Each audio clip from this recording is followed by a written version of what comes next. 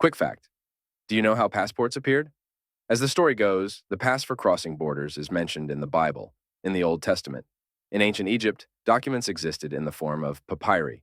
In the Islamic Caliphate, a passport served as a receipt for the payment of special taxes.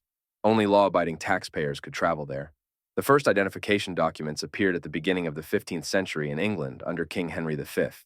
But the word passport, meaning passage through a port, was introduced by King Louis XIV of France.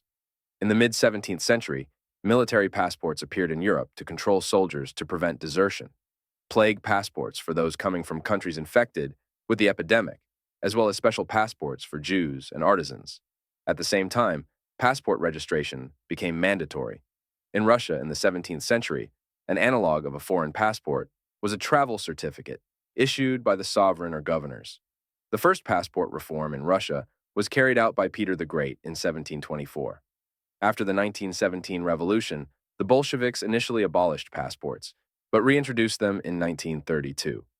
Since 1937, photographs have appeared in Soviet passports.